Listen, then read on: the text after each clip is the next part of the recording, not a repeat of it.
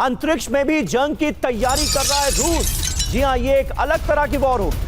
ISW के हवाले से बहुत बड़ा पर्दाफाश हुआ है। एलॉन मस्क के स्टारलिंक के सैटेलाइट तबाह करने की तैयारी की जा रही है। सैटेलाइट तबाह करने के लिए खास वेपन्स बनाए जा रहे हैं, ये इस रिपोर्ट में कहा गया है।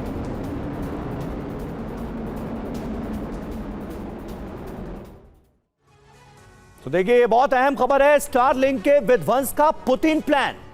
ISW का दावा क्या है, ये आप देखिए। खबर यह है कि रूसी निशाने पर मस्क की स्टारलिंक सैटेलाइट के खिलाफ नया स्पेस वेपन तैयार किया जा रहा है। अब ये हथियार काम कैसे करेगा, ये आपको बताते हैं। जोन इफेक्ट ये हथियार होगा, हजारों छोटे छोटे कण फैलाएगा, कई सैटेलाइट्स को इसके जरिए नुकसान पहुंचेगा। मतलब स्टारलिंक के साथ दूसरे सैटेलाइट्स भी खतरे में हैं।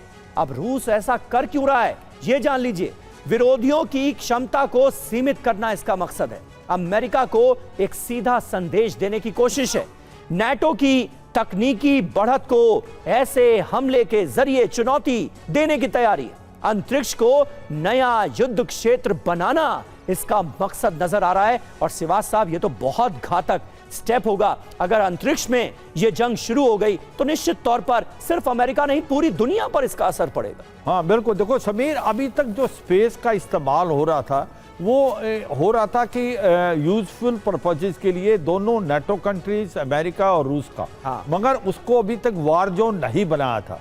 मगर जो बातचीत हो रही है कि स्पेस के ऊपर भी हमला होगा, जो एलन मस्क की स्टारलाइट है उसके अंदर काफी एक प्रकार से आप कह सकते हैं सैटेलाइट्स हैं जिसका इस्तेमाल अमेरिका करता है इंटेलिजेंस गैदरिंग के लिए। और वो रियल टाइम इंटेलिजेंस है, उससे इनको सटीक इंफॉर्मेशन मिलती है रूस। और वो रियल टाइम इंटेलिजेंस का फायदा यूक्रेन को मैदान जंग में हो रहा है। बिल्कुल ठीक है समीर, आपने you hit the nail on the head. वही खबर जो है यूक्रेन को पास होती है और यूक्रेन इसका इस्तेमाल करता है रूस के अगेंस्ट। तो इसको मद्देनजर रखते हुए अभी इसने नो होल्ड बार की बात की है पुतिन ने कि अगर ये स्टारलिंक जो सैटेलाइट है इसका मिलिट्री यूज किया जा रहा है, यूक्रेन को इसको फायदा हो रहा है, तो इनके अगेंस्ट भी एक्शन होना चाहिए। तो ये दुर्भाग्यपूर्ण बात है। और इससे अमेरिका पर एक तरह का दबाव भी पड़ेगा कि रियल टाइम इंटेलिजेंस प्रोवाइड ना कराया जाए यूक्रेन का। देखना होगा कि इस लेवल पर होता क्या है।